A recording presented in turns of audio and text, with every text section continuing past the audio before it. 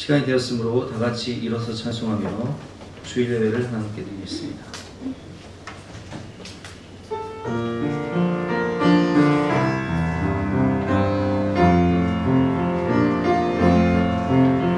왕이신 나의 하나님, 내가 주를 높이고 영원히 주의 이름을 송축하리이다. 한 주간의 삶을 생각하며 회개와 고백의 기도를 드리며 십자가의 불로 우리 마음을 싣고 주여 앞에 나가시겠습니다.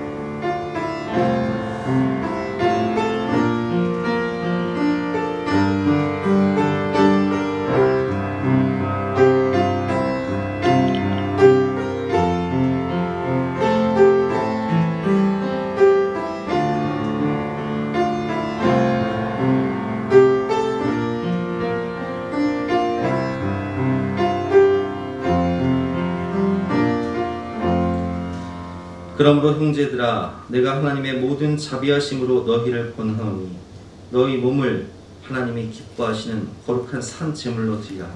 이는 너희가 드릴 영적 예배니라. 아멘. 하나님, 이 시간 우리가 신령과 진정으로 예배를 드리기 원합니다. 우리의 몸을 거룩한 산 제물로 하나님께 드리기 원합니다. 주님의 보혈로 우리를 정결케 하시사 하나님이 기뻐 받으시는 예배를 드릴 수 있도록 우리의 심령을 맑게 하여 주시옵소서. 하늘 문을 여시고 풍성한 은혜를 주실 것을 믿고 감사드리며 거룩하신 예수 그리스도 이름으로 기도드렸사옵나이다. 아멘. 영원하신 성령으로 말미암아 흠없는 자기를 하나님께 드린 그리스도의 피가 어찌 너의 양심을 죽은 행실에서 깨끗하게 하고 살아계신 하나님을 섬기게 하지 못하겠느냐.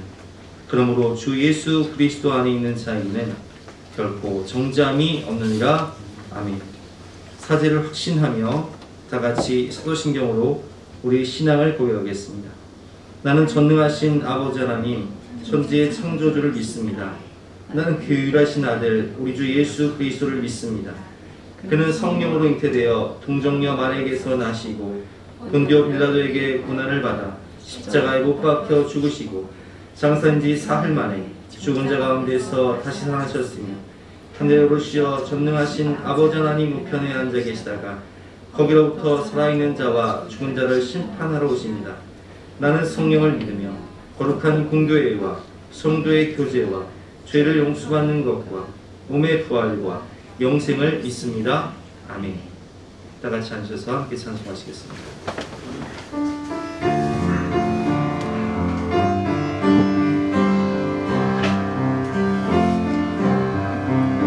주께와 엎드려 경배드립니다.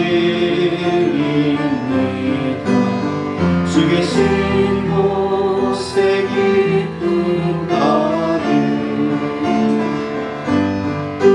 무엇과도 누구와도 바꿀 수 없는 예배드림이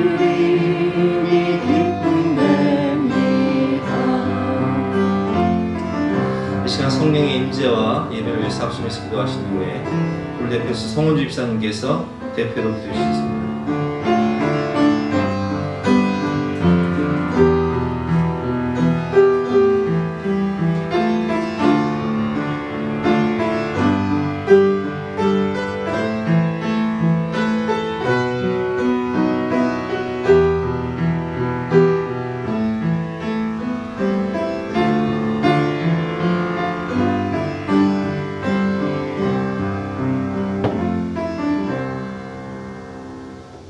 풍성하신 아버지 하나님 감사합니다. 무더운 폭염 속에서도 평범한 일상을 보내고 오늘도 주님 전에 찬양과 예배를 드리게 하시니 참으로 감사를 드립니다.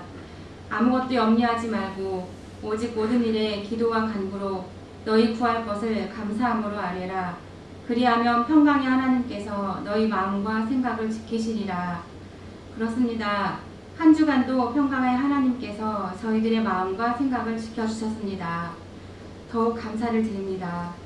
누구보다도 우리의 형편과 처지를 아시는 주님, 우리 성도들이 뜻하지 않은 고난을 만났을 때, 풀리지 않는 문제로 씨름할 때 더욱 주님을 바라보게 하시고 하늘의 지혜와 지식을 허락하사 정말 생각지도 못한 방법으로 문제가 해결되어지는 은혜를 맛보게 하여 주세요. 어떤 일을 판단하고 결정할 때 편하고 쉬운 길이 아니라 주님처럼 좁은 문으로 가기를 원합니다. 그 길이 비록 처음에는 힘들고 어렵지만 결국에는 생명길로 인도하는 길임을 믿습니다. 아버지, 오늘도 주님의 말씀을 듣습니다. 단 위에 세워주신 우리 목사님을 성령의 권능으로 덧입혀 주시고 그의 입술과 생각을 주님께서 주장하여 주시기를 원합니다. 오랫동안 이어지는 지친 일상으로 메마른 심령이 있다면 오늘 말씀을 들을 때에 성령의 단비로 적셔주시고 주님의 사랑으로 그 심령을 채워주세요. 주님은 늘 기뻐하라고 말씀하셨는데 기쁨을 잃어버린 심령이 있다면 오늘 주님의 말씀으로 세상이 줄 수 없는 오직 주님만 주시는 기쁨으로 다시 힘을 얻을 수 있도록 도와주세요. 아버지, 사람은 믿음의 대상이 아니요 위로의 대상도 아닙니다. 주님의 말씀이 머리로만 아는 지식이 아니라 우리의 삶 속에 실천되어지고 적용되어져 나를 변화시키고 주변을 변화시키고 삶을 변화시키는 살아있는 능력이 되기를 간절히 간구합니다. 아버지, 한 주간도 주님께서 우리 성도들과 늘 동행하여 주시고 주님과 같이 가기에 즐겁고 행복한 시간들이 될 수 있도록 우리의 마음과 생각을 지켜주시옵소서. 길이요 진리요 생명 되신 예수님의 이름으로 간절히 기도드렸습니다.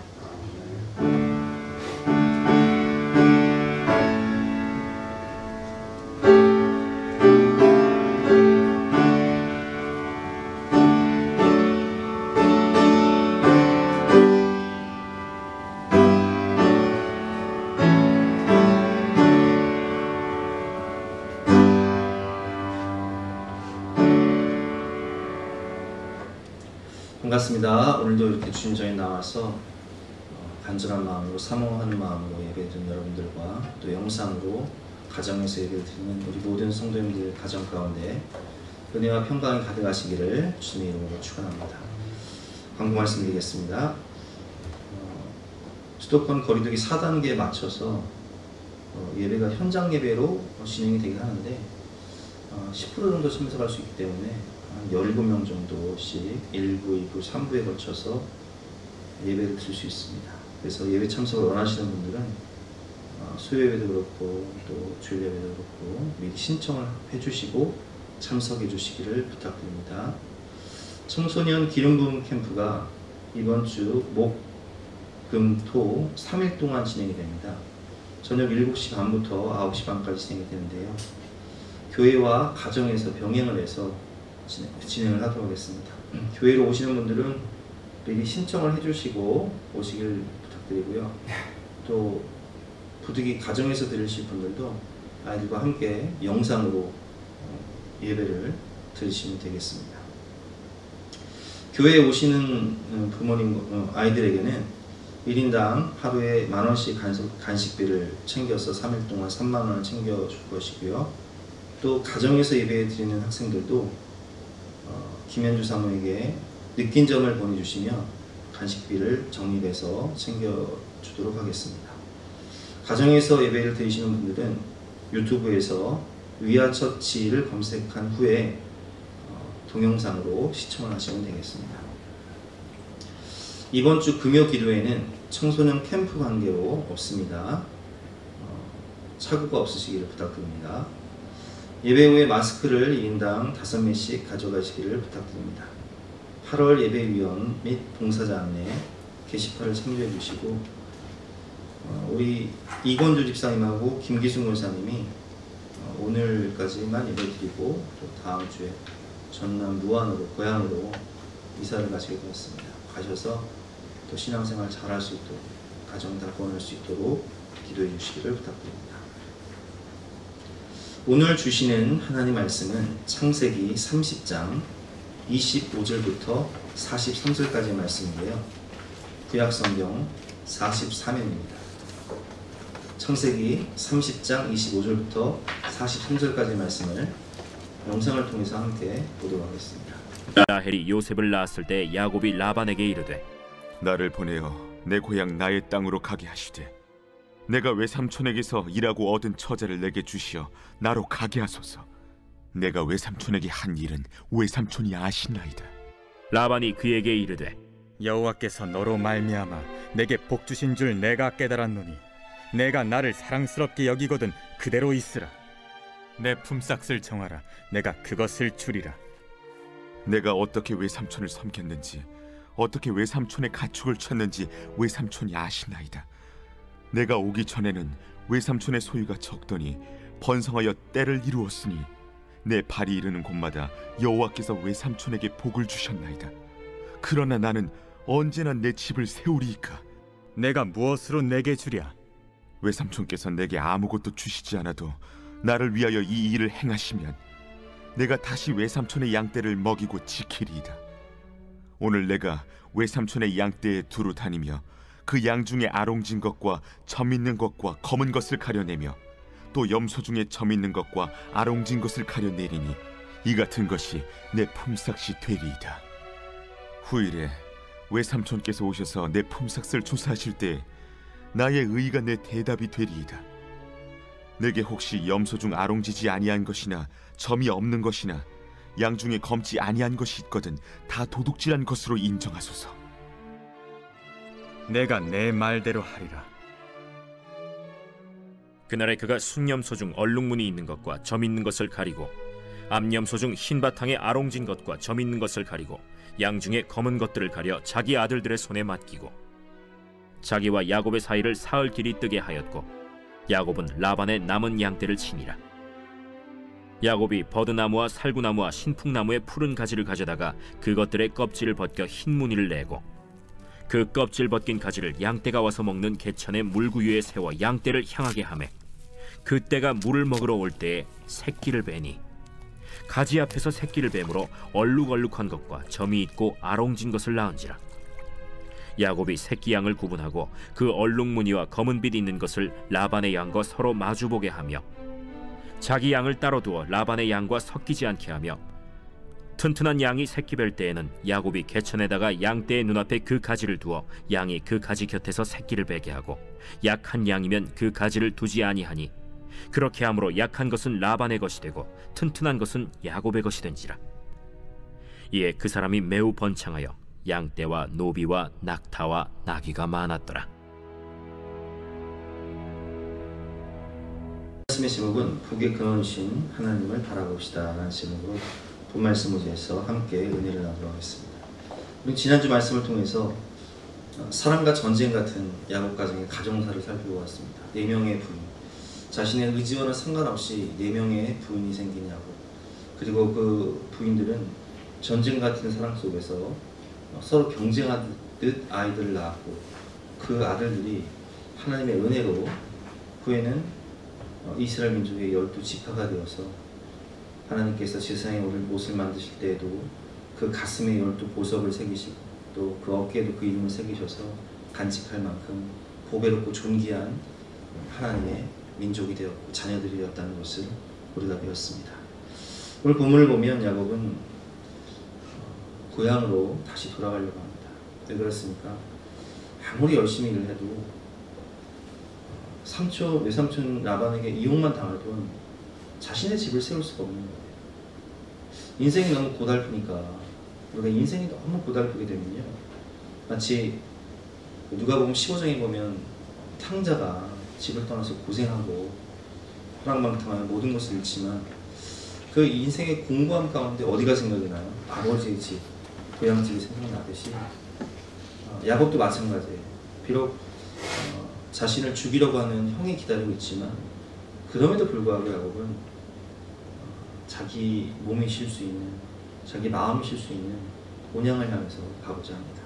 그것이 오늘 본문 25절 보면 나와있죠. 25절. 라헬이 요셉을 낳았을 때 야곱이 라반에게 이르되 나를 보내어 내 고향 나의 땅으로 가게 하시되 내가 외삼촌에게서 일하고 얻은 처자를 내게 주시어 나로 가게 하소서. 내가 외삼촌에게 한 일은 외삼촌이 하시나이다. 저는 오늘 본문을 묵상하면서 이제 세 가지를 여러분에게 말씀을 드릴 텐데, 첫 번째는 무엇이냐면 하나님이 복의 근원이시라는 거예요. 그리고 이 복의 근원이신 하나님께서 지명하여 부르신 축복의 통로가 있다는 거예요. 예를 들어 볼까요, 여러분? 우리가 하나님께서 아브라함을 부르십니다. 너는 너의 본토 친척 아비 집을 떠나 내가 네게 지시할 땅으로 가라. 내가 너로 큰 민족을 이루고 내게 복을 주어 내 이름을 창대하게 하리니 너는 복의 근원이 될 것이다. 이렇게 지명하여 부르신 복의 근원이 있다는 거예요. 복의 근원 강림하사 찬송하게 하소서. 하나님이 복의 근원이신데 그 복의 근원이신 하나님께서 우리를 축복의 통로, 생명의 통로로 부르셨다는 거예요. 그래서 우리를 통해서 그 축복이 흘러가는데 아브라함이 복을 받고 이삭이 축복의 통로가 되고 야곱이 축복의 통로가 됩니다. 그래서 오늘 본문을 보면 야곱 때문에 누가 복을 받냐? 외삼촌 라반이 복을 받는 거예요. 그것이 오늘 본문 27절 말씀에 나와 있죠. 라반이 그에게 이르되 여호와께서 너로 말미암아 내게 복 주신 줄을 내가 깨달았노니. 이 라반의 고백이에요. 야, 내가 야곱 너 만나서 돌이켜보니까 너 때문에 내가 하나님께 복을 받았다. 내가 너 때문에 이렇게 거부가 되었다. 본인 스스로 고백하는 거예요. 내가 나를 사랑스럽게 여기거든. 고향 가지 말고 계속 일하자는 거예요. 또 이르되 품삯을 정하라. 내가 그것을 주리라. 야곱이 그에게 이르되 내가 어떻게 외삼촌을 섬겼는지 어떻게 외삼촌의 가축을 쳤는지 외삼촌이 아시나이다. 여러분, 야곱은 시키지 않은 일을 했던 사람이잖아요. 자발적으로 무슨 일을 하든 죽게 하듯이 성실하게 일했던 사람입니다.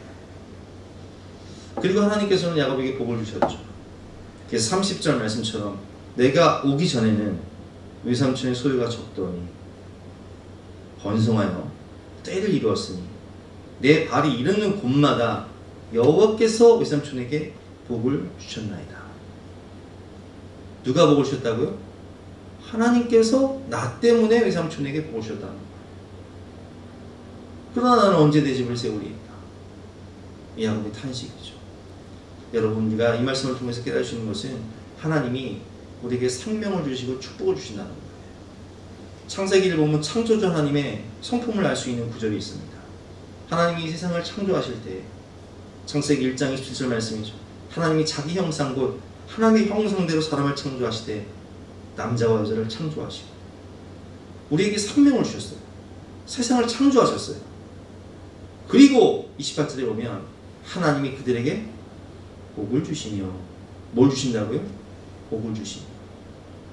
여러분, 그 에덴의 풍성한 복은 하나님이 주신 선물이에요. 이 세상에 이 아름답고 풍성한 이 모든 복은 창조주 하나님이 우리에게 주신 은혜의 선물이라는 거예요.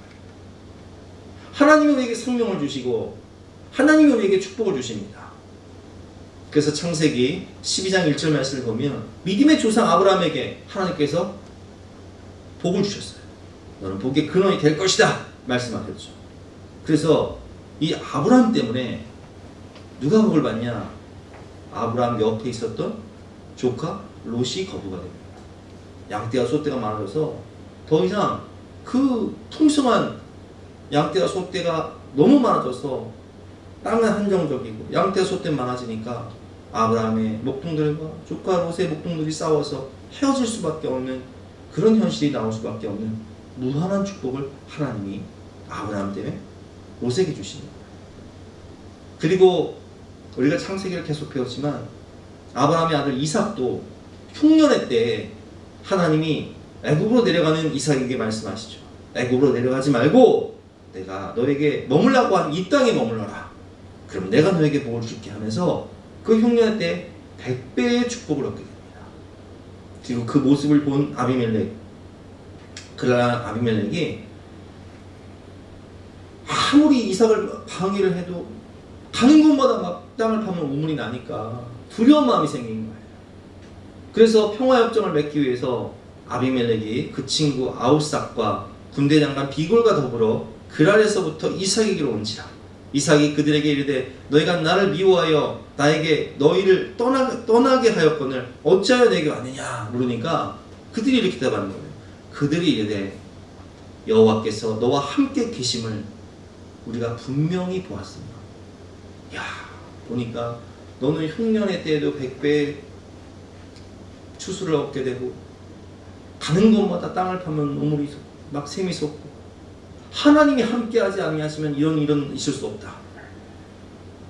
여호와께서 너와 함께 계심을 우리가 분명히 보았으므로 우리의 사이 곧 우리와 너 사이에 맹세하여 너와 계약을 맺으리라 말하노니 너는 우리를 해하지 말라. 이는 우리가 너를 범하지 아니하고 선한 일만 내게 행하여 내가 평안히 가게 하였습니다.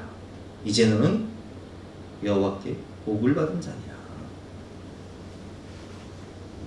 주변 사람들이 말하는 거예요. 이제 너는 하나님께 복을 받은 사람이다. 너는 축복의 통로다. 너한테 잘 보여야 돼.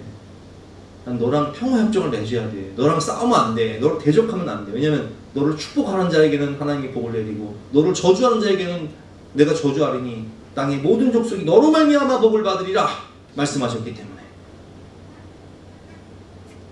야곱도 마찬가지예요, 여러분.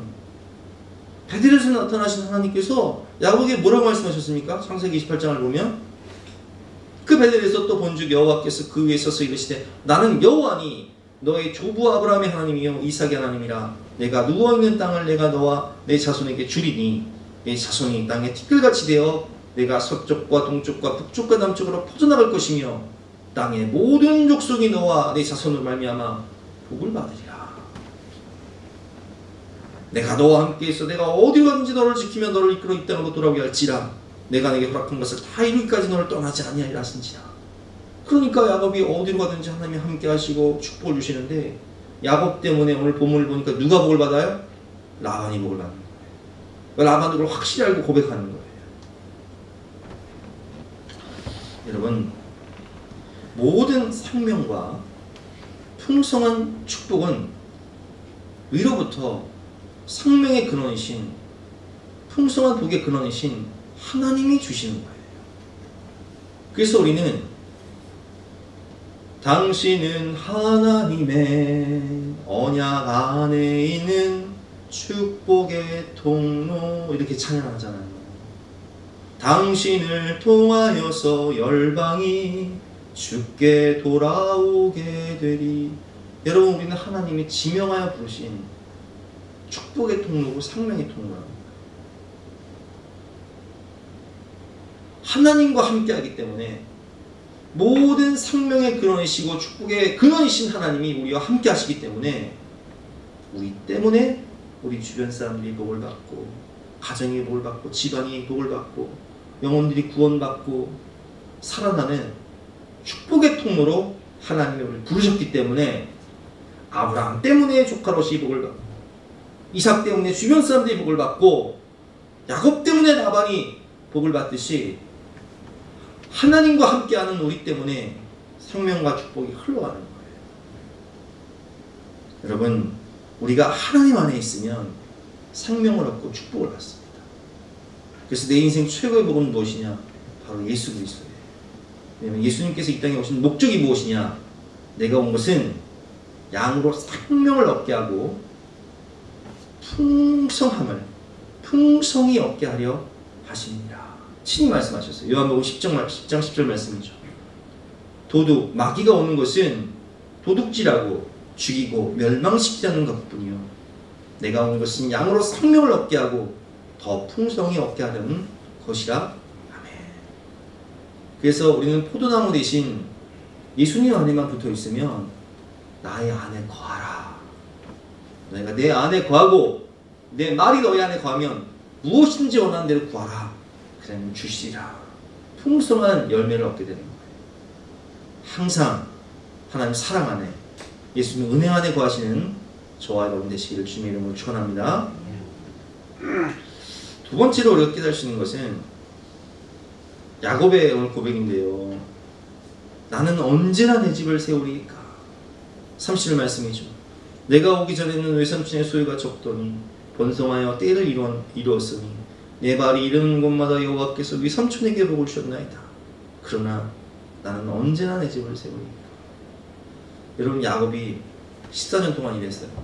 외삼촌 라반 집에서. 라반은 교묘하게 야곱을 이용해 먹기 위해서 그 일하는 조건이 뭐였어요? 야곱이 라헬을 사랑함으로 라헬을 위해서 7년을 일했는데 라반은 이 야곱을 더 이용해 먹기 위해서 원치 않은 레아를 아내로 준 거예요. 그리고 7년을 더 일하게 한 거예요. 그 14년을 일한 거예요. 자, 그러면 거래 조건이 뭐였어요? 아내들이었잖아요. 14년 동안 열심히 일한 야곱에게 재산이 있습니까? 없습니까? 아무것도 없어요. 그런데 부양할 가족들은 늘어났어요. 부인은 4명이고 자식은 12명이고. 그러니까 야곱이 강한 거예요. 아니, 내가 이렇게 열심히 일을 해도 삼촌은 부자가 됐는데, 외삼촌은 부자가 됐는데 나는 뭡니까? 나는 언제 내 집을 세웁니까? 자신의 가문을 세우려는 이 야곱의 모습. 그래서 이 라반은요, 이렇게 고향으로 가려는 야곱을 붙잡으면서 그 거래를 제안합니다. 그것이 이제 30절부터 나와 있죠. 라반이 이르되 내가 무엇으로 내게 주랴? 다시 이제 거래를 하자는 거예요. 14년 동안 거래가 끝났고 네가 고향으로 간다고 하는데 나는 내가 필요하니까, 네가 내 옆에 있기를 원하니까 내가 너에게 뭘 주랴? 야곱이 이르되 외삼촌께서 내게 아무것도 주시지 않아도 나를 위하여 이 일을 행하시면 내가 다시 외삼촌의 양떼를 먹이고 지키리라. 야곱은 제안을 합니다. 내게 지금 아무것도 안 줘도 됩니다. 그러나 외삼촌이 이 일을 행하시면 내가 있겠습니다. 그 조건이 뭐냐? 32절에 보면 오늘 내가 외삼촌의 양떼를 두루다니며 그 양 중에 아롱진 것과 점 있는 것과 검은 것을 가려내며 또 염소 중에 점 있는 것과 아롱진 것을 가려내리니 이 같은 것이 내 품삯이 되리이다. 점 있고 아롱지고 검은 것들을 가려내서 이 같은 것들이 내 품삯이 되리이다.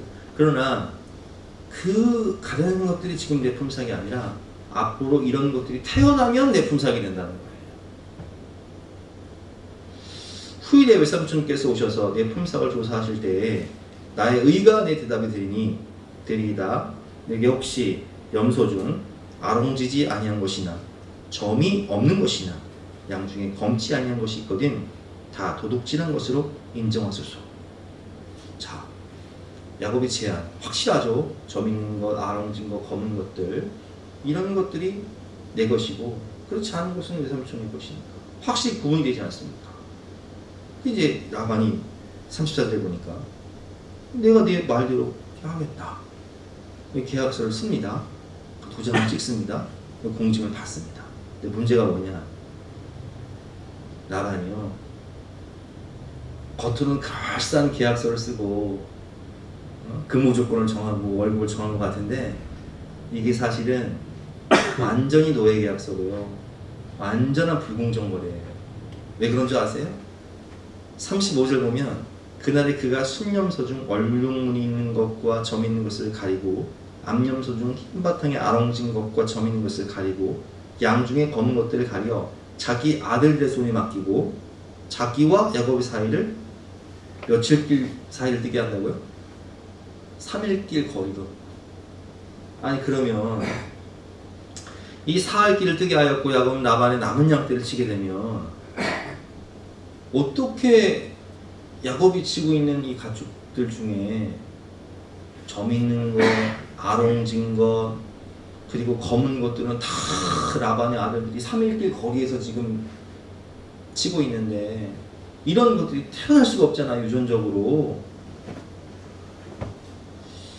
여러분, 우리가 사는 세상이요, 이래요. 저는 사실 오늘 이 두 번째 나는 언제나 내 집을 세우리까, 이 고백이요, 우리 다음 세대, 우리 청소년들, 청년들의 고백이라고 생각해요. 제가 20대 때 그랬거든요. 와, 나는 언제 내 집을 세울 수 있을까?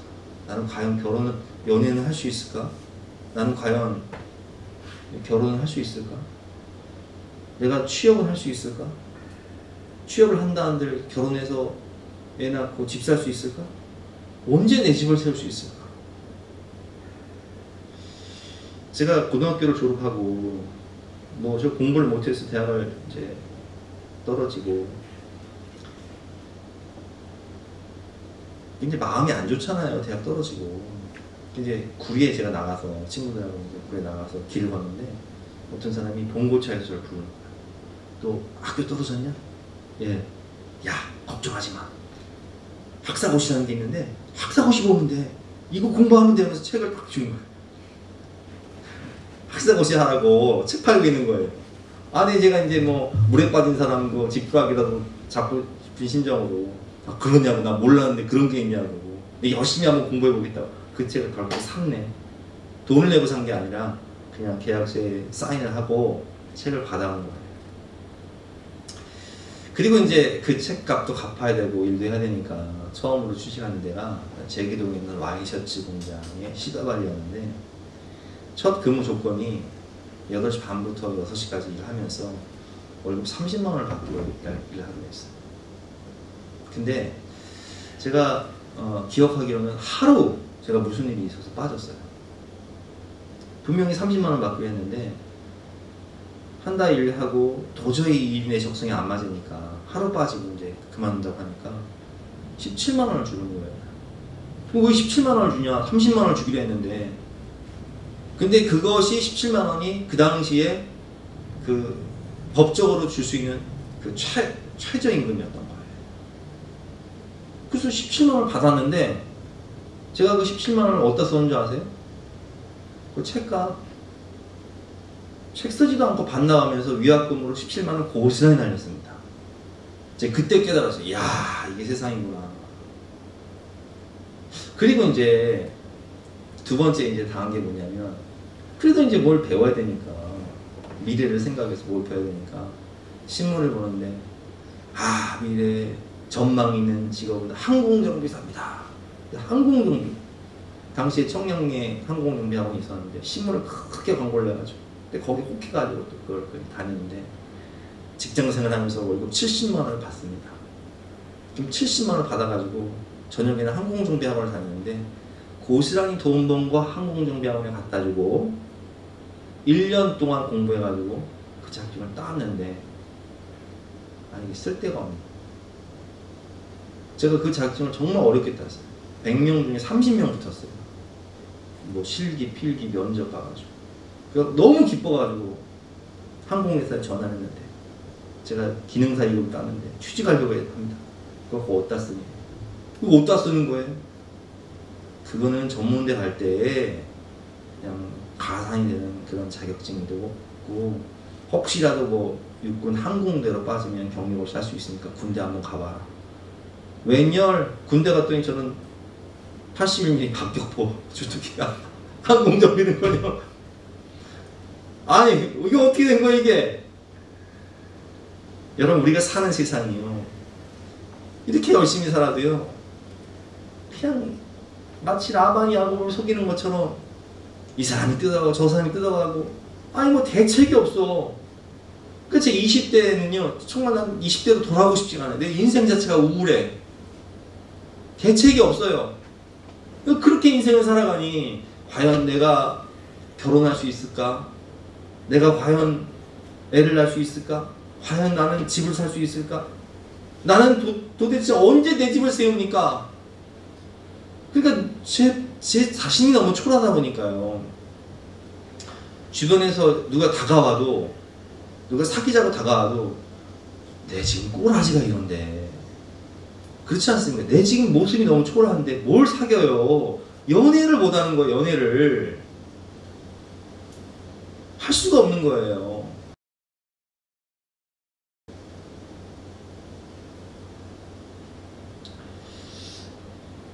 대책 없는 인생이죠. 근데 돌이켜보면 이런 대책 없는 인생이었던 제가 가정을 이루고 아이를 낳고 또 교회를 개척하고 돌이켜보니까 대책 없는 인생 가운데 진정한 대책은 복의 근원 되신 하나님이셨어요. 여러분, 제가 당당하게 말할 수 있습니다. 우리 자녀들, 우리 믿음의 다음 세대들, 나는 언제나 내 집을 세울 수 있나요? 하나님께 이렇게 물을 수 있어요. 하나님, 과연 저는 취업할 수 있을까요? 하나님, 저는 좋은 사람 만날 수 있을까요? 하나님, 저는 결혼할 수 있을까요? 하나님, 제가 결혼한들 이렇게 지금 사는 게 힘든데 애를 낳을 수 있을까요? 애를 낳아서 양육할 수 있을까요? 이건 제가 애 낳는 순간 거지가 돼 벼락거지 되는 거 아니에요? 집값이 이렇게 올랐는데 내가 집 살 수 있을까요? 이런 질문들이 있을 수 있어요. 나는 언제 내 집을 세울 수 있습니까?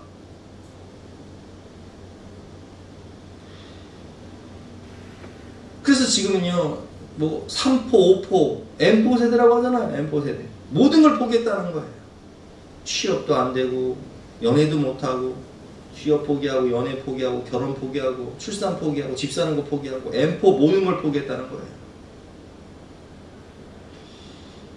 그러나 여러분, 우리 인생의 영원한 대책은 하나님이십니다. 저는 여러분들에게 당당히 얘기할 수 있습니다. 하나님의 우리 인생의 대책이십니다.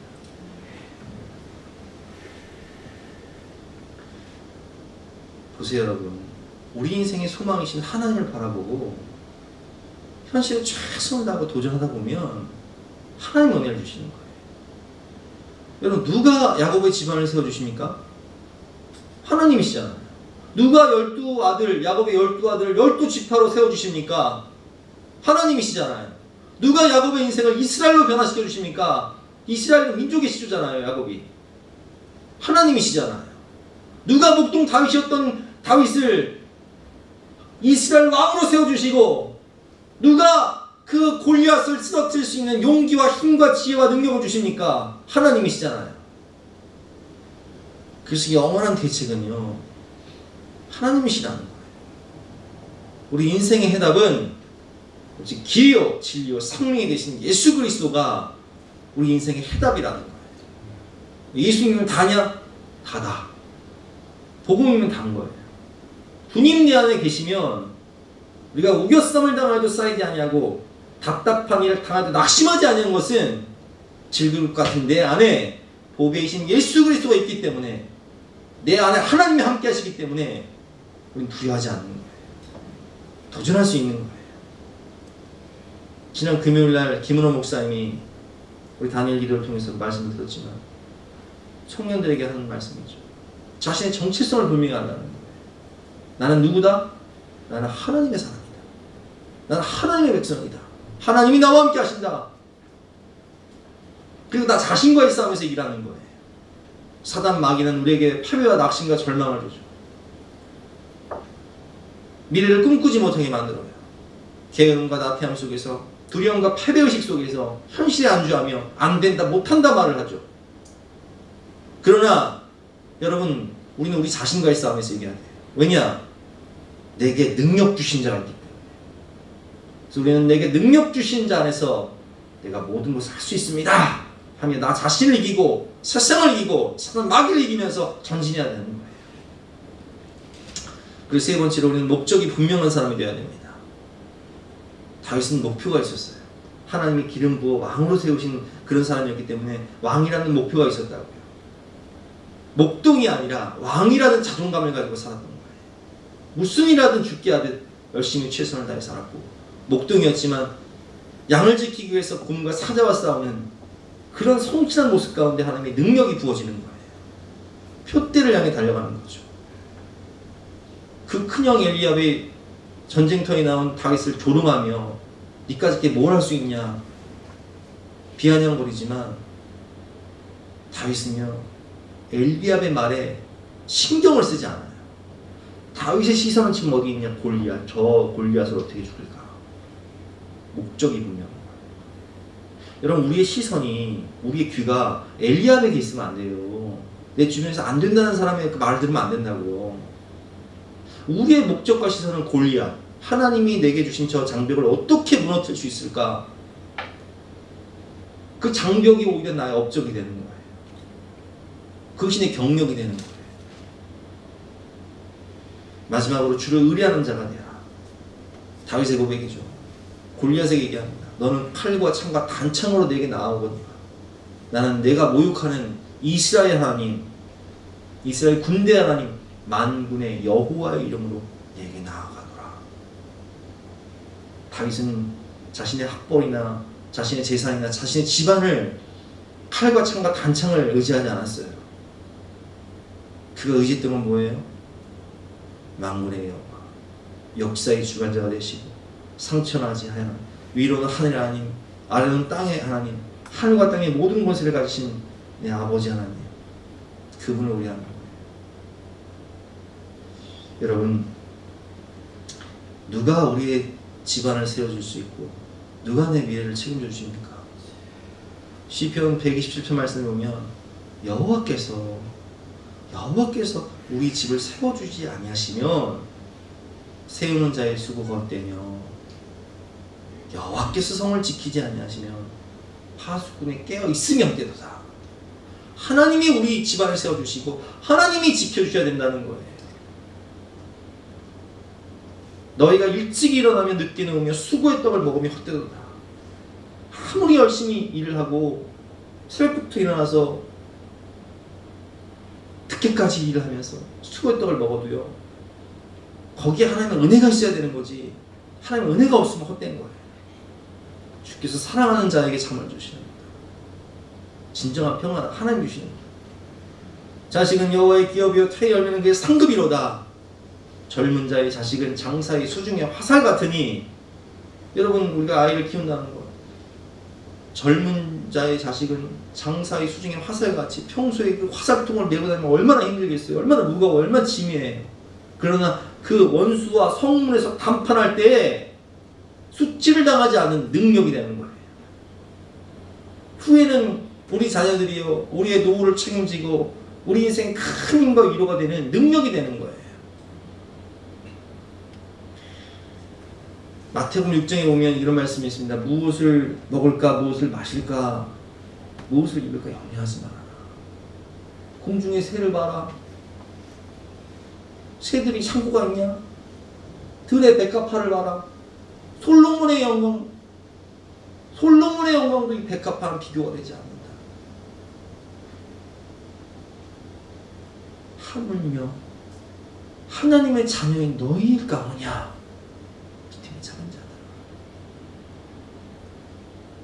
여러분, 하나님이 나와 함께 하시는데 왜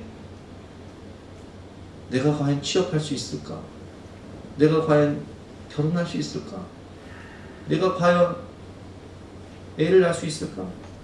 내가 과연 집을 살 수 있을까? 내가 큰일 할 수 있을까? 그거 다 사단만이 가져오는 생각이에요.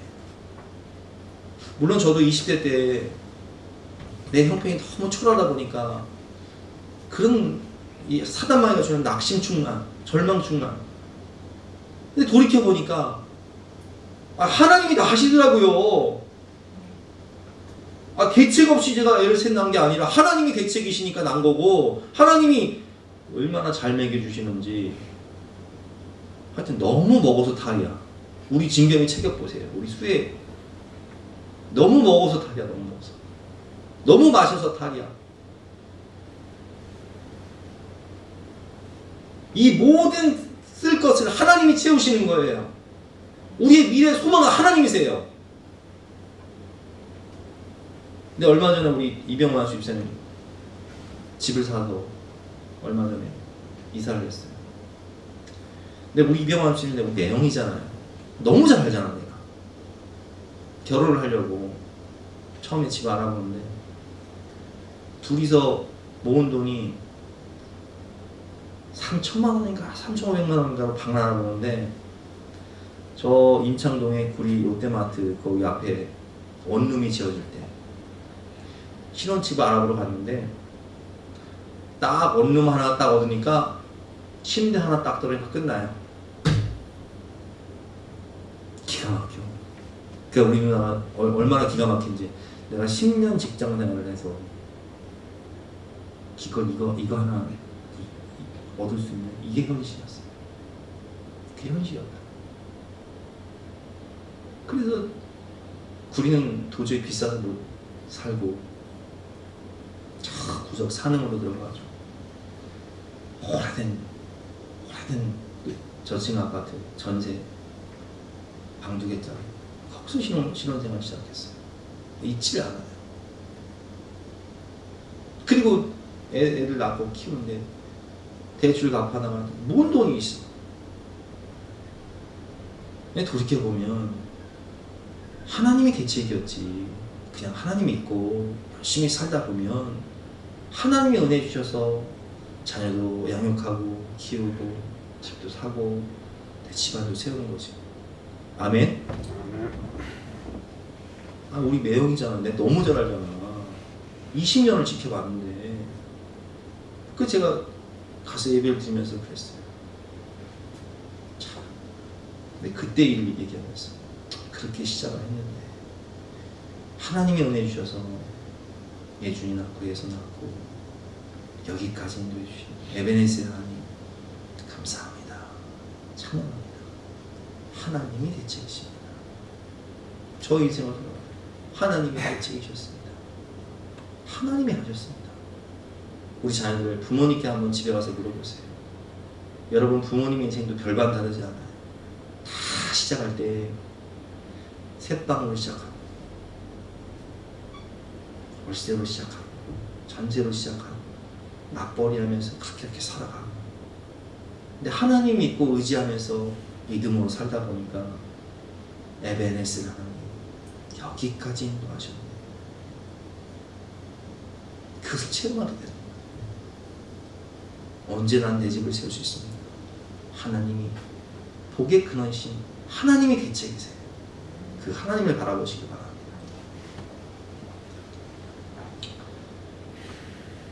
세 번째는요, 이제 무엇을 바라보는가가 중요해요. 자, 3일길 이제 점 있는 거 아롱지고 3일길 끼워져 놨어요. 야곱이 할 수 있는 게 뭐가 있어요? 근데 야곱이 여기서 이제 무슨 일을 하는지 보시겠습니다. 30절부터 보면 야곱이 버드나무 가지와 살구나무 가지와 신풍나무의 푸른 가지를 가져다가 여러분 신풍나무가 뭐냐면 플라타나스예요.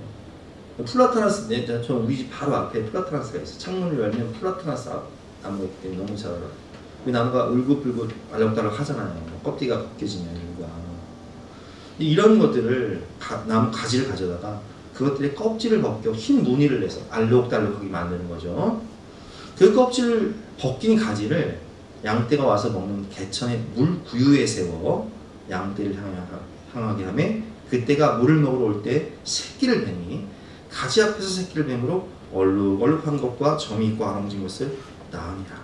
야곱이 새끼 양을 구분하고 그 얼룩무늬와 검은빛 있는 것을 라반의 양과 서로 마주오게 하며 자기 양을 따라두어 라반의 양과 섞이지 않게 하며 튼튼한 양이 새끼 뵐 때에는 야곱이 개천가에다가 양떼 눈앞에 그 가지를 두어 양이 그 가지 곁에서 새끼를 베게 하고 그 우양 종자 앞에서는 그 가지를 세워놓고 새끼 베게 하고 약한 양이면 그 가지를 두지 아니하니 그렇게 함으로 약한 것은 라반의 것이 되고 튼튼한 것은 야곱의 것이 된지라. 예, 그 사람이 매우 번창하여 양떼와 노비와 낙타와 나귀가 많았더라. 자 여러분 이게 과학적으로 이게 말이 돼요? 이게 박지단님 어떻게 생각하세요? 이게 과학적으로 이게 말이 된다고 생각하세요? 이해를 못했어요? 이해가 안 되시죠? 보세요 여러분 알록달록한 아롱진 것을 낳기 위해서 그 알록달록한 나무 가지들을 그 앞에 뒀다는 거예요. 그래서 그걸 보고 새끼를 베니까 점 있는 것 아롱진 것을 낳았다. 이게요 과학 정말 비과학적인 거예요. 그럼 이제 여러분 한번 쉽게 여쭤볼게요. 야곱이 이렇게 해서 부자가 됐을까요? 아니면 하나님이 그냥 복 주신 걸까요? 하나님이 복 주신 거예요. 그냥 야곱은 자기가 할 수 있는 최선을 다할 뿐이고 하나님이 복 주신 거예요. 여러분 우리가 돌이켜보면 우리가 별짓 다 하고 살았어요. 먹고 살려고 별짓 다 하고 살았어. 참 이렇게도 해보고 저렇게도 해보고 근데 돌이켜보면 모든 것이 하나님 은혜였어요. 나는 최선을 다할 뿐이지 하나님 은혜였어요. 뭐 이렇게 했다고 뭐 아롱지고 저미는 것이 낫겠습니까? 하나님이 베델에서 약속하셨잖아요. 내가 너에게 복주고 너를 창대하게 할 것이다. 라반이 아무리 너의 인생의 장애물이 되고 다윗에게 아무리 골리앗이 인생의 장벽이 돼도 하나님이 복 주시면 되는 거예요. 그게 핵심이에요, 여러분.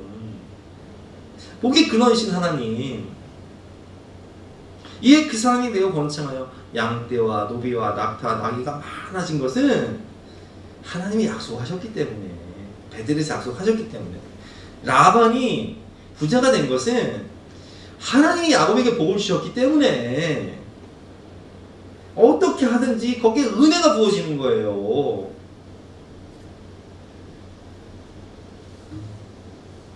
그런데 저는 이 말씀을 묵상하면서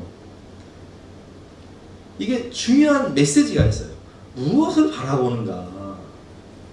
사실 여러분 그 소와 양과 염소가 알록달록한 것을 바라봤기 때문에 막 알록달록한 아롱지고 저민 것을 낳았다. 이렇게 생각할 수 있지만, 근데 여러분 우리가 무엇을 바라보느냐에 따라서 그게요 내 마음과 생각 속에 들어오게 되고요, 그게 행동으로 이어지게 돼요. 제가 한번 쉽게 얘기해 볼게요. 제가 어렸을 때 학교 다닐 때 박지사님 학교 다닐 때 공부는 안 하고 화투만 쳤어요. 방학 때 친구들 만나서. 그러면 매일 그냥 고속치고 뭐 섰다 하고 도리지구땡하고 이제 딱 밤에 집에 가면 보름달이 있대. 보름달이 딱 뜬단 말이에요. 달 뜰 때 집에 가는 거예요. 그러면 그 보름달이 뭘로 보이겠습니까? 예? 성수쌤 뭘로 보일 것 같아요? 성수쌤 공부해서 모를 것 같아요. 박사님 좀 알 것 같은데. 예? 팔광으로 보여. 팔광으로 보여 진짜.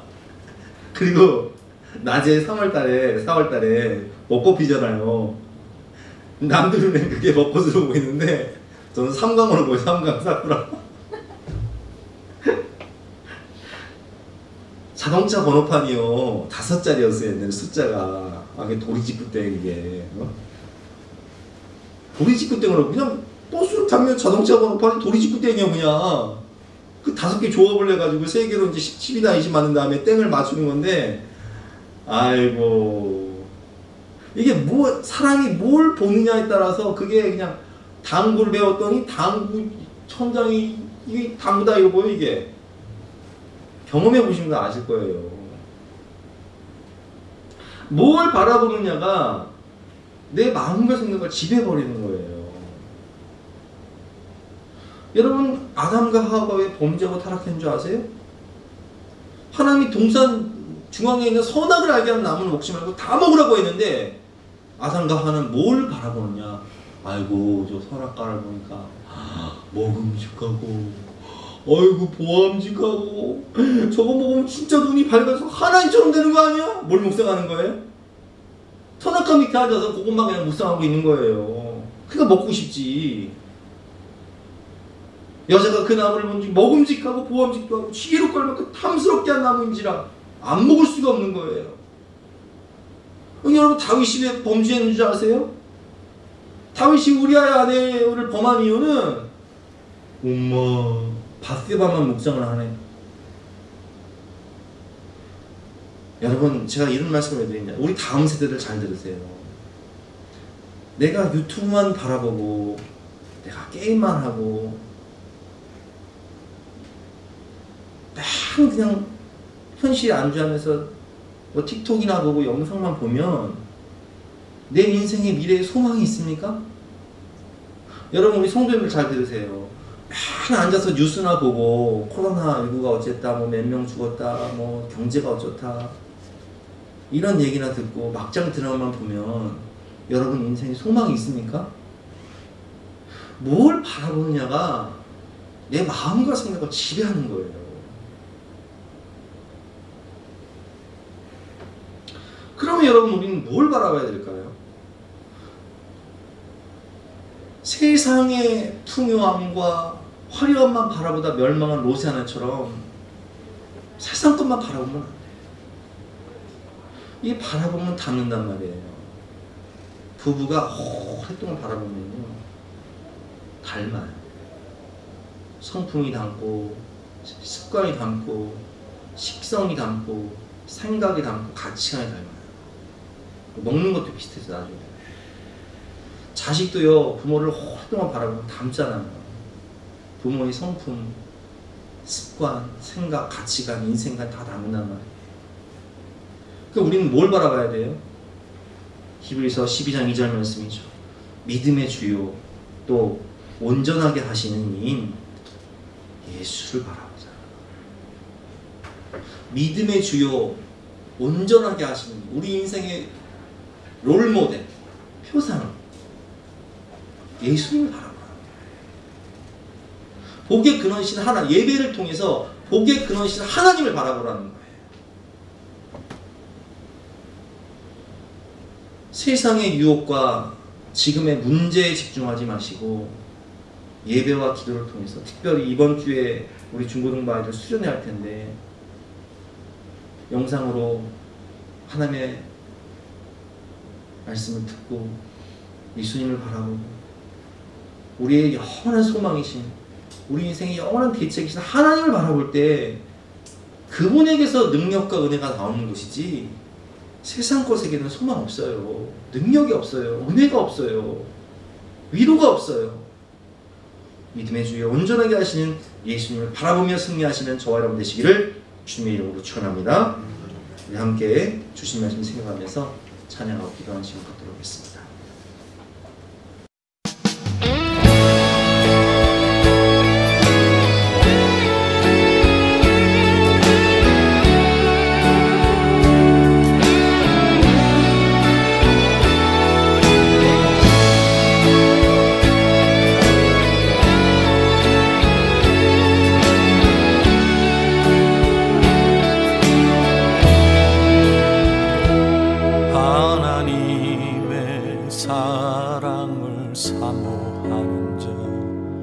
하나님의 평안을 바라보는 자, 너의 모든 것 창조하신 우리 주님이 너를 얼마나 사랑하시는지. 하나님께 찬양과 경배하는 자, 하나님의 선하심을 닮아가는 자, 너의 모든 것 창조하신 우리 주님이 너를 자녀 삼으셨네. 하나님 사랑의 눈으로 너를 어느 때나 바라보시고, 하나님 인자한 귀로서 언제나 너에게 기울이시니, 어두움에 밝은 빛을 비춰주시고 너의 작은 신음에도 응답하시니, 너는 어느 곳에 있든지 주를 향하고 주만 바라볼지어다.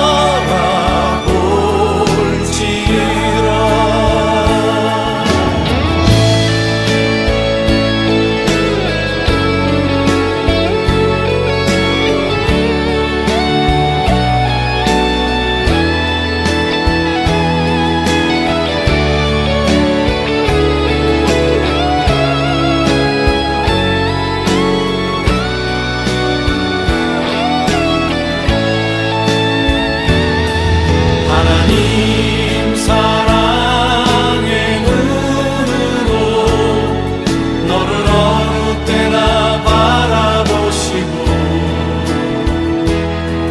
하나님 인자한 귀로서 언제나 너에게 기울이시니, 어두운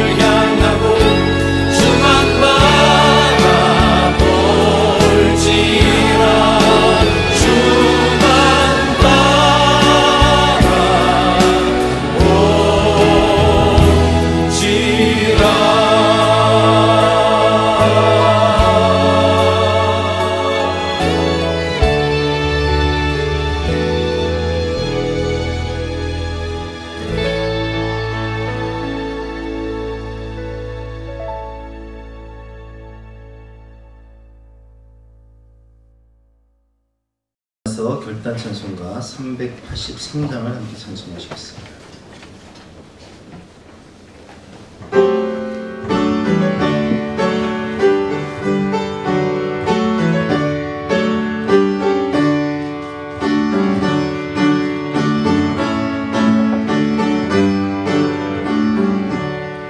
눈을 들어 산을 보니 도무 어디서 오나 천지 지은 주 하나님 나를 도와주시네. 나의 어린 실족과 함께 주로 깨어 지키며 택한 백성 항상 지켜 길이 보호하시네. 도우시는 하나님이 내게 끈을 되시니 낮에 해와 밤에 가인 너를 상치 않겠네. 내게 벌을 주지 않고 오늘 보호하시며 너의 주님 지금부터 영영 인도하시니.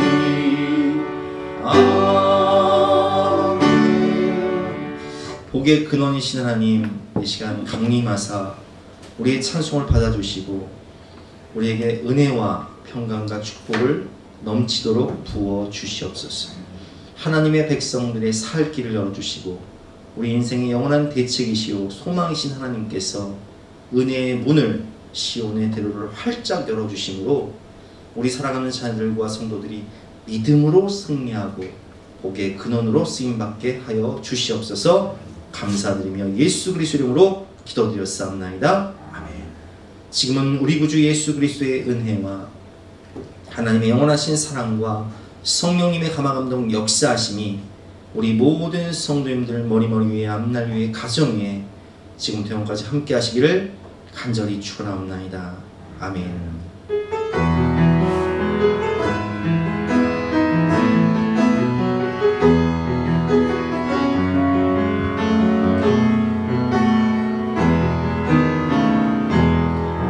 나의 사랑하는 자의 목소리를 듣기 원하네.